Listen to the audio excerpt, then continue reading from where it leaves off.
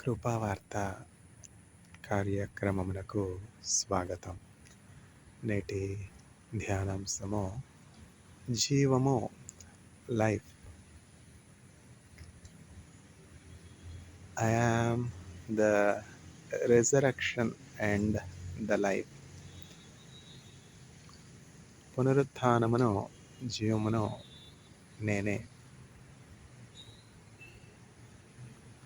జీవాధిపతియు ఆయనే, జీవిత కాలమెల్ల స్తుతించెదము. ఆయనే నా సంగీతము, బలమైన కోటయును. జీవాధిపతియు ఆయనే, జీవిత కాలమెల్ల స్తుతించెదము. ఇద్దరు ముగ్గురు నామమున ఏకీభవించిన వారి మధ్యన, ఇద్దరు ముగ్గురు నామమున ఏకీభవించిన వారి మధ్యన ఉండేదనని నా మన దేవుని కరములు తట్టి నిత్యం స్తుతించెదము. ఆయనే నా సంగీతము, బలమైన కోటయును. జీవాధిపతియు ఆయనే, జీవిత కాలమెల్ల స్తుతించెదను. జీవము ఈ లోకంలో ప్రాముఖ్యమైనది, విలువైనది, ధనంతో కొనలేనిది ఏమిటంటే ప్రాణం కదా. జీవం. ఆ ప్రాణము ఎక్కడి నుంచి మనకు వచ్చింది? ఆ జీవము ఎక్కడి నుంచి వచ్చింది? జీవాధారము ఏది? ప్రాణాధారము ఏది? సైంటిఫిక్గా చూస్తే ప్రాణాధారం రక్తం కదా. బ్లడ్ చాలా విలువైంది. బ్లడ్ కోల్పోతుంటే స్పృహ కోల్పోతుంటాం. ప్రాణం కోల్పోతారు. బ్లడ్ కోల్పోతారు. అంటే సైంటిఫిక్గా చూస్తే బ్లడ్ ఈజ్ లైఫ్. అట్లనే బైబిల్ గ్రంథంలో కూడా బ్లడ్ ఈజ్ లైఫ్ అని చెప్పి ఆ మర్మము దాచబడి ఉన్నది. మనకి జీవం ఇవ్వడానికి, దానిని సమృద్ధిగా ఇవ్వడానికి యేసుక్రీస్తు ప్రభు ఈ లోకానికి వచ్చారు. మంచి కాపరి గొర్రెల కొరకు తన ప్రాణాన్ని పెట్టిన. చూసారా, ఈ లోకంలో మనం ఎన్నో హాస్పిటల్స్ని చూస్తున్నాం, ఎంతో పేషెంట్స్ని చూస్తున్నాం, ఇంటెన్సివ్ కేర్ యూనిట్స్ చూస్తున్నాం, ఎమర్జెన్సీ వార్డ్స్ చూస్తున్నాం. మనము అట్టి పరిస్థితులు చూస్తూ ఉన్నాం. కానీ నిజంగా అక్కడ ఎక్స్పీరియన్స్ గుండా వెళుతున్నటువంటి పేషెంట్స్, కష్టంలో మరణంతో పెనుగులాడుతున్నటువంటి ఆ బిడ్డలను, వారున్న స్థానంలో మనం దేవుని కృపను బట్టి లేము. అందుకని మనం దేవునికి కృతజ్ఞతాస్తుతులు చెప్పాలి. చూడండి, మన బాడీ ఎంత, మన దేహం ఎంత చక్కగా దేవుడు చేశాడు. మానవుల నిర్మాణం ఎంత ఆశ్చర్యకరంగా ఉంది. దేవుని పోలికలో, దేవుని స్వరూపంలో ఆయన మనల్ని చేస్తారు. కానీ కాలక్రమంలో చాలా మార్పులు వచ్చాయి. ప్రారంభంలో మనం ఏ రీతిగా చేయబడ్డాం? దేవుని పోలికలో చేయబడ్డాం. అంటే దేవునికి మరణం ఉందా? లేదుగా. అట్లనే మనకు కూడా మరణమే లేదు ప్రారంభంలో. చూసారా, క్రమక్రమంగా మానవునికి క్షీణత వచ్చింది, కరప్షన్ వచ్చింది, బలహీనత వచ్చింది. వ్యాధి ఏంటి అసలు? దేవునికి వ్యాధి ఉంటుందా చెప్పండి? మనం దేవుని పోలికలో సృజించబడినటువంటి వారం. మనుషులకి వ్యాధి ఎట్లా వచ్చింది? క్రమక్రమంగా మానవుడు దేవునికి దూరమైపోవటాన్ని బట్టి సాతానుడు మానవుడిని పట్టి జల్లించి వేస్తున్నాడు. పేతురు, సాతానుడు నిన్ను పట్టి జల్లించి వేయాలని కోరుకొని ఉన్నాడు. అయితే నీ నమ్మిక తప్పిపోకుండానట్లు నేను నిన్ను గూర్చి వేడుకొని ఉన్నాను అని యేసుక్రీస్తు ప్రభు పేతురుతో చెప్తున్నారు. దేవుడు మన కొరకు, మనలో ఒక్కొక్కరి కొరకు ప్రత్యేకమైనటువంటి శ్రద్ధ కలిగి ఉన్నారు. మనల్ని గురించి ఆయన దూతలకు ఆజ్ఞాపిస్తున్నారు. ఆయన దేవదూతలు మనల్ని వెన్నంటి ఉండడం వల్ల మనం క్షేమంగా ఉన్నాం. దేవుని కాపుదల ఎప్పుడైతే పోతుందో, దేవదూతల కాపుదల మనకి ఎప్పుడైతే పోతుందో, మనం ఏమీ గొప్పవారం కాదు కదా. క్యాన్సర్ ఎవరికైనా రావచ్చు, ఎమర్జెన్సీ వాటిలో ఎవరైనా ఉండొచ్చు, ఇంటెన్సివ్ కేర్ యూనిట్లో ఎవరైనా ఉండొచ్చు. మనం జయలలితమ్మ గారి కంటే గొప్పవారమా? ఎన్టీ రామారావు గారి కంటే గొప్పవారమా? ఎంత ధనవంతులు, ఎంత జీవితంలో వాళ్ళు కష్టపడినటువంటి మనుషులు. ఎన్టీ రామారావు గారి జీవితాన్ని మనం చూసినట్లయితే ఆయన పెందలకడే లేస్తారు. అంటే ఏంటంటే 2 గంటలకి 3 గంటలకే ఆయన లేస్తారన్నమాట ప్రతిరోజు. చూడండి, చీకటి పడుతూనే భోజనం అయిపోయి చక్కగా 7-7:30 కల్లా పండుకుంటారు. ఎవరు? నందమూరి తారక రామారావు గారు. ఆయన స్టైల్ చూసారా? నేచర్ క్లాక్తో నడిచే విధానం. నందమూరి తారక రామారావు గారు చూసినట్లయితే ఆయన లైఫ్ స్టైల్ ఎంతో వైవిధ్యంగా ఉంది, ఎంతో ప్రత్యేకంగా ఉంది. ఆయన భోజనం గురించి విన్నారంటే ఎంతో ఆశ్చర్యపోతారు. అంటే సొలొమోను కాలంలో ఆ సొలొమోను భోజన బల్ల దగ్గర ఎన్ని రకాలైనటువంటి శ్రేష్టమైనటువంటి ఆహార పదార్థాలు ఉండేవో, అట్లా నందమూరి తారక రామారావు గారి భోజనం స్టైలే డిఫరెంట్. కూర్చున్నారంటే ఆ! అడవిపెట్టెలో, అడవిపెట్టెలో ఒక 20, 30 లాగించేస్తారు లడ్లు. ఇంకేమిటి రకరకాలైనటువంటి ఆహారాలు. చికెను, తర్వాత చేపలు. ఎంత శ్రేష్టమైనటువంటి ఆహారం తింటారండి రామారావు గారు. ఆయన స్టైలు. ఎక్కడ టీ నగర్‌లోనే కదా ఆయన ఉండింది. లేకపోతే అట్లా దేహాన్ని పోషించుకోకపోతే, దేహం పట్ల శ్రద్ధ తీసుకోనకపోతే అసల బంగారపు ఛాయ, మేనిమి బంగారు ఛాయ దేహం. చూసారా? ఎన్ని క్లాసికల్ రోల్స్ ఆయన ప్లే చేశారు మూవీస్‌లో. శ్రీరామచంద్రుని పాత్ర, శ్రీకృష్ణుని పాత్ర, శ్రీ వెంకటేశ్వర స్వామి పాత్ర, ఇంకే పాత్ర పోషించినా కూడా ఆ పాత్రలో ఇమిడిపోతారు. ఎవరు? నందమూరి తారక రామారావు గారు. ఎంత బతుకు బతికి ఇంటి వెనక చచ్చినట్టు చూసారా? ఆ చివరి దశలో ఆ స్త్రీ పాలను పంచన పడనేలా, ఆ స్త్రీతో వివాహం చేసుకోననేలా, అల్లుడి చేత ద్రోహం చేయబడనేలా. ఎంత చూసారా? అంత్యదశ బాగుండాలండి, అంత్యదశ బాగుండాలి. ఎంత బతికి ఇంటనక చచ్చినట్టు ఏమిటది? ఎప్పుడైతే మనం దేవునిలో ఉంటామో చూడండి, the May my end be the end of the Jacob అంటాడు. ఎవరు? ప్రవక్త బిలాము ప్రవక్త ఏమంటాడు? నా అంత్యదశ యాకోబు వలె ఉండునుగాక. అప్పుడు బాలాకు కోపం రాదా? బాలాకు ఎందుకు పిలిపించాడు బిలామును ప్రవక్తను? ఇజ్రాయేలీలు మందవలే నా దేశం చుట్టూ, మోయాబు దేశం చుట్టూ వ్యాపించి ఉన్నారు. మిడతల దండ వచ్చినట్టు వచ్చారు. వీళ్ళు కనుక నా దేశంలోనికి వచ్చారంటే నా ఆహారాన్ని అంతా తినివేస్తారు, నా దేశాన్ని ఆక్రమించుకుంటారు. వీరు ఈ దేశంలో ప్రవేశించకుండా వెళ్ళిపోనట్లు వీరిని శపింపుము అని చెప్పి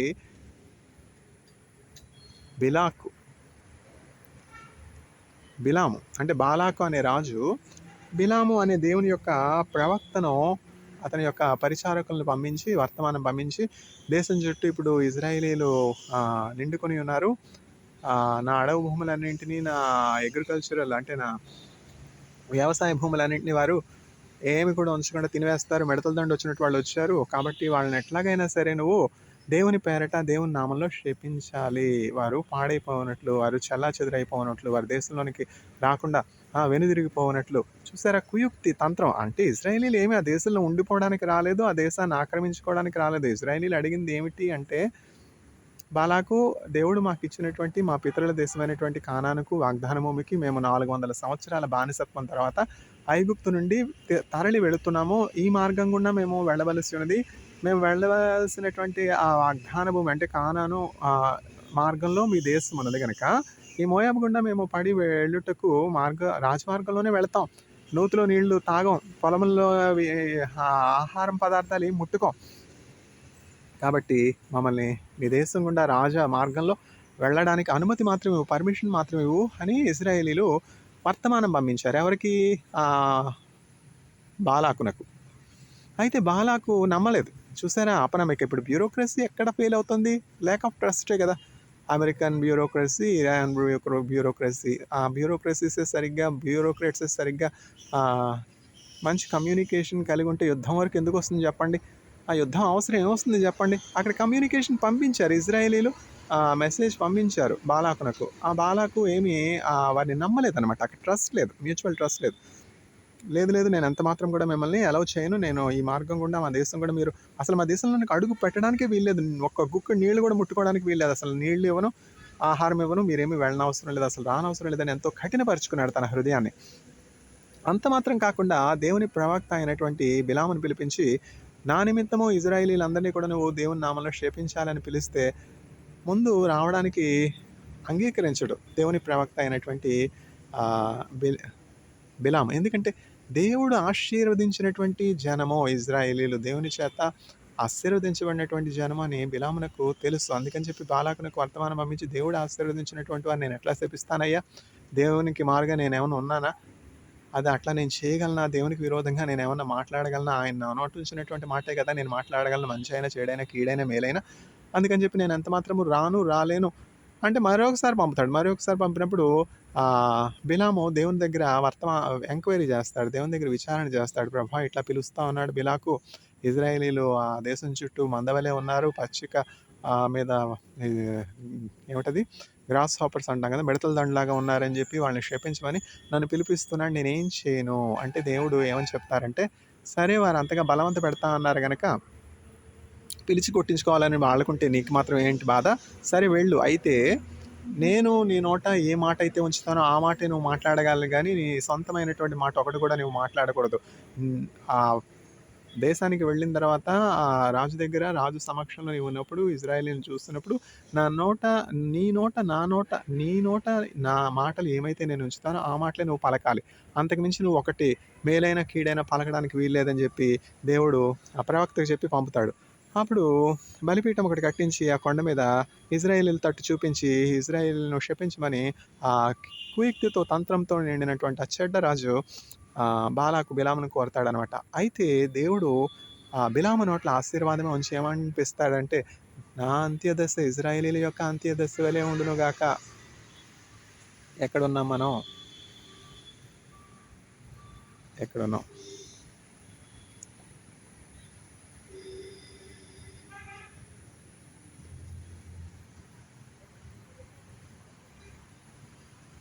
నా అంత్యదశ ఇజ్రాయేలీల యొక్క అంత్యదశగా ఉండునుగాక.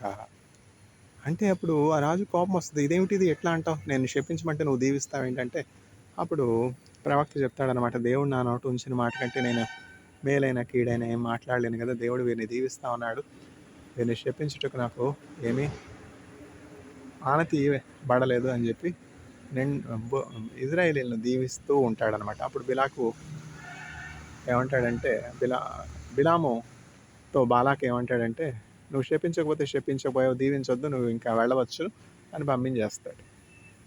చూసారా?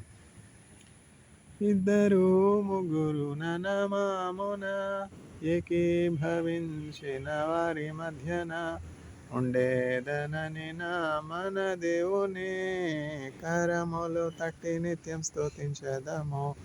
ఆయనే నా సంగీతమో బలమైన కోటయునో జీవాధిపతియు ఆయనే జీవిత కాలమెల్లా స్తుతించేదము. లైఫ్ చూసారా? దేవునిలో జీవమున్నది. ఎవరు కూడా ఆయన ఎవరినైతే ఆశీర్వదిస్తారో వారిని ఎవరు కూడా ముట్టలేరు. వారి జీవమును ఎవరు కూడా తీసివేయలేరు. వారికి హాని ఎవరును చేయలేరు. ఎందుకంటే మన జీవము క్రీస్తు కూడా దేవుని యొద్ద దాచబడి ఉన్నది. ఎన్ని ప్రమాదాలు వచ్చినా, ఎన్ని అవరోధాలు వచ్చినా, ఎన్ని ఆటంకాలు వచ్చినా దేవునితో అంటు కట్టబడినటువంటి వారు సురక్షితంగా ఉంటారు, క్షేమంగా ఉంటారు. ఎన్ని ప్రమాదాలు!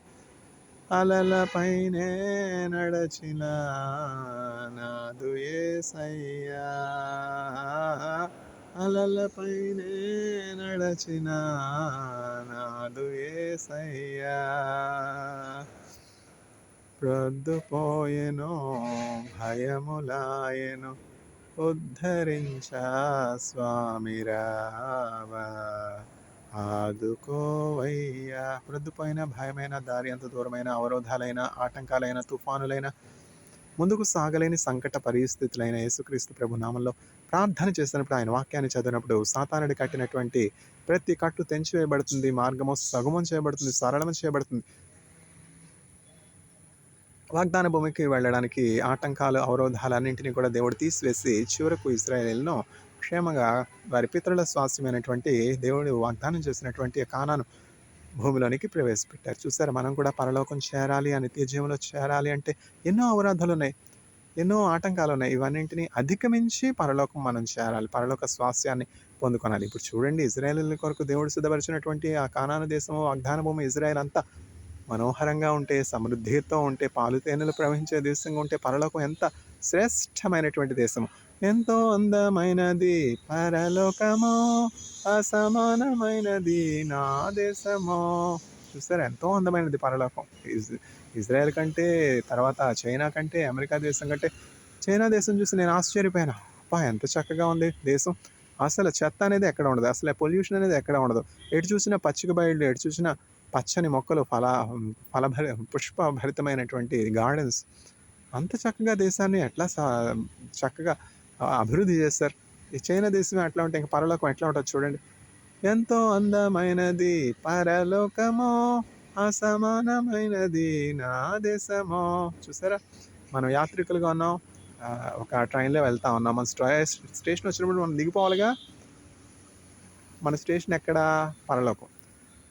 పరలోకం గురిగా ఈ లోకంలో జీవించాల్సినటువంటి వారముగా ఉన్నాం. మనకంటే ముందు యాత్ర చేసి ప్రభువునందు నిద్రించినటువంటి వారందరూ పరలోకంలో విశ్రాంతిలో ఉన్నారు. వారు గొప్ప మేఘం వలె మనల్ని, మన యాత్రను పరలోకం నుంచి చూస్తున్నారు. ఇంత గొప్ప సాక్షి సమూహం మేఘం వలె మనల్ని ఆవరించి ఉండగా, సిలువగా చిక్కులు పెట్టి ప్రతి పాపమును విడిచిపెట్టి మన ఎదుట ఉంచబడినటువంటి పందెములు ఓపికతో సాగుదాం. ఒక్కొక్క రోజు అనేక భారాలు ఉంటాయి, అనేక ఒత్తిళ్ళు ఉంటాయి, అనేక సమస్యలు ఉంటాయి. సమస్యను చూసి భయపడితే ఎట్లా? పరీక్షలు ఉన్నాయి. పిల్లలు పరీక్షను చూసి భయపడితే ఎట్లా? పరీక్షలకు చదవద్దు, సిద్ధపడద్దు. అవును, 4:30కి లేవాలి, చదవాలి. చదవకపోతే ఎట్లా రాస్తారు? మేము చదవలేదా? వాటన్నింటి కూడా ఎన్ని ఎగ్జామ్స్, ఎన్ని నిద్రలేని రాత్రులు. 4:30కి లేచామండి. అది డైలీ రొటీన్. 4:30కి నా డైలీ డే స్టార్ట్ అవుతుంది అనమాట. 4:30కి లేచి ప్రార్థన చేసుకుని స్నానం చేసి 5 గంటల నుంచి 6 గంటల వరకు టైప్ రైటింగ్కి వెళ్ళి టైప్ లోయరు హైయరు సంవత్సరంలోనే ఫినిష్ చేసి, స్పీడు అథ్లెటిక్స్ కావచ్చు, టైప్ రైటింగ్ కావచ్చు, కంప్యూటర్స్ కావచ్చు, రీసెర్చ్ పేపర్ రాయడం కావచ్చు, బుక్ ప్రపోజల్ రాయడం కావచ్చు, బుక్ రాయడం కావచ్చు. స్పీడ్ అవసరం కదా. ఎక్కడ వేసిన గొంగళి అక్కడే ఉంటే ఎట్లా? 30 words per minute, 45 words per minute. 30 words per minute అంటే అది టైప్ రైటింగ్ లోయర్ గ్రేడ్. ఇంకా 30 words per minute దగ్గరే ఉంటానంటే ఎట్లా? 45 words per minuteకి వెళ్ళొద్దు. నెక్స్ట్ 6 monthsలో పాప పుట్టింది. ఆ పాపకి ఎదుగుదల లేకపోతే తల్లిదండ్రులకి ఎంత చింత. మనం ఎదుగు బొదుగు లేకుండా ఉంటే దేవునికి ఎంత చింత. దినదినము మనం అభివృద్ధి చెందాలి. దినదినము మనం ఫలభరితమైనటువంటి వారముగా ఉండాలి. జీవము కలిగి ఉండాలి. సమృద్ధిగా జీవము కలిగి ఉండాలి. వీక్నెస్ అంటే ఎట్లా? యేసుక్రీస్తు ప్రభు నామంలో ప్రార్థన చేసి బలం పొందుకోవద్దు. మోకరిస్తే బలహీనతలన్నీ ఎగిరిపోతాయి. నేను పొద్దున్నే లేవలేకపోతున్నాను. సవితా యూనివర్సిటీలో పనిచేసినప్పుడు బస్సు 6:20 అంటే 6:20 AM వచ్చేస్తుంది. ఒక్కరోజు మిస్ అవ్వాలి బస్సు. ఒక్కరోజు మిస్ అవ్వాలి. అంత చక్కగా ట్రాన్స్పోర్టేషన్ మేనేజరు జయబాలన్ గారు 6:20 AM అంటే 6:20 AMకి బస్సు వచ్చేస్తుంది. అంతే, మధ్య కైలాష్ బస్ స్టాండ్ దగ్గర 5 o'clock లేచి సిద్ధపడి 6:20 బస్ తీసుకుని ఒక్కరోజు మిస్ అవ్వకుండా సంవత్సర కాలం నా పరుగు చక్కగా తుదముట్టించడానికి యేసుక్రీస్తు ప్రభు ఎంత సహాయం చేశారు. లేవలేనంటే ఎట్లా? ఇప్పుడు నా వయసు ఏమన్నా స్వీట్ 16? 1995లో ఏదో టైప్ రైటింగ్ లోయరు హైయరు, తర్వాత షార్ట్ హ్యాండ్, మ్యూజిక్ క్లాసెస్, ఇవి అవి. మార్నింగ్ 4:30 అది వేరు. ఇప్పుడు 46లో 5 o'clockకి లేచి ప్రార్థన చేసుకుని ఒక్కరోజు మిస్ అవ్వకుండా బస్ పట్టుకుని వెళ్ళి, తర్వాత బస్ పట్టుకుని వచ్చి, తర్వాత నైట్ ఈవినింగ్ లైబ్రరీలో ఐఐటీలో పెండింగ్ రీసెర్చ్ వర్క్స్ సవితాలో ఏమైతే కంప్లీట్ కాలేదో అవి కంప్లీట్ చేసి, బుక్స్ రాసి, పేపర్స్ రాసి, ఇవన్నీ ఎట్లా చేయగలుగుతున్నాను? Daily routine morning 5 to night 2 o'clock. How is this possible? కర్తర్ నాలెల్లాం కూడు, Lord you are my strength, I love you. మనకి ఎట్లాంటి గుర్తింపు వచ్చినా రాకపోయినా మన పని మనం చేసుకుంటూ పోవాలి.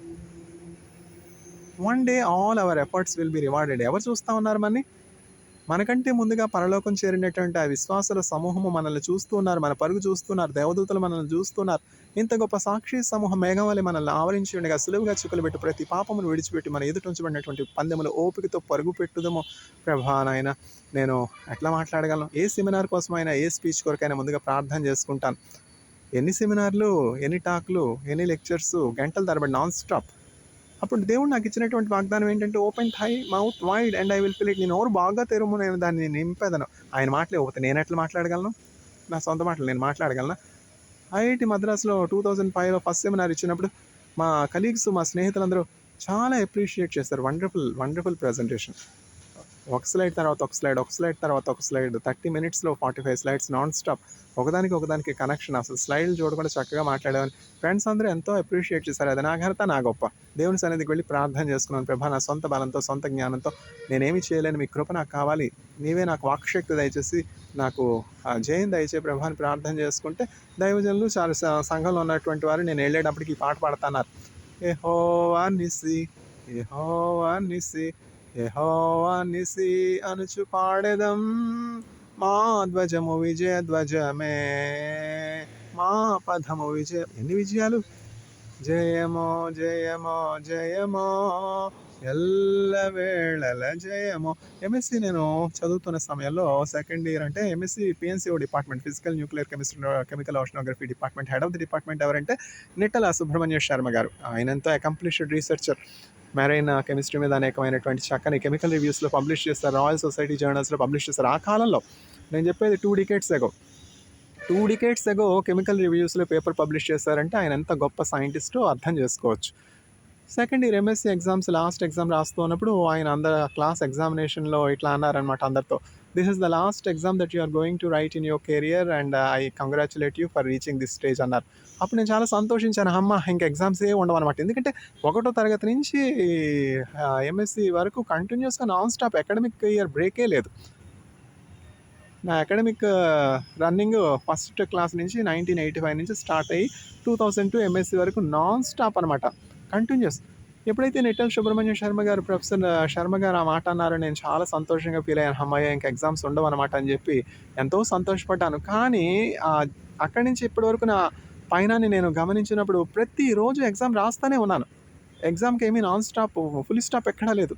అది ఎట్లా అంటే ఎంఎస్సీ తర్వాత మళ్ళీ పిహెచ్డీలో జాయిన్ అయ్యాను. ఎంఎస్సీ ఎప్పుడు కంప్లీట్ అయింది? 2002 ఏప్రిల్లో ఎంఎస్సీ కంప్లీట్ అయింది. జూలై 3 2002లో ఇంటర్వ్యూ అయిపోయినాక పిహెచ్డీలో సెలక్షన్ వచ్చినాక ఐఐటి మద్రాస్లో జాయిన్ అయ్యాను.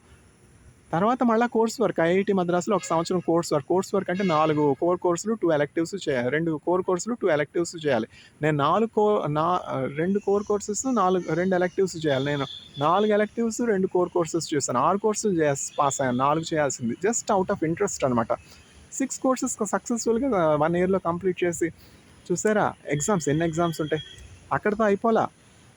పోస్ట్ డాక్టరల్ రీసెర్చ్లో టైం టు టైం సెమినార్స్ ఇవ్వాల్సి ఉంటుంది, గ్రూప్ మీటింగ్స్ ఇవ్వాల్సి ఉంటుంది, పేపర్స్ రాయాల్సి ఉంటుంది, ప్రపోజల్స్ రాయాల్సి ఉంటుంది. ఇవన్నీ ఎగ్జామ్స్ కాదా? కాబట్టి every day is an exam. Never think that your career there will be an end to exams at any stage. As a student you have to write exam, as a teacher you have to write exam, as a researcher you have to write an exam, as a faculty you have to write an exam. Every day is a test. Every day we have to take up our cross daily and run towards our destiny, that is Zion, to everlasting life. May the Lord strengthen the audience and give them courage to take up the cross every day and succeed in their day-to-day battles in the name of Jesus. Amen.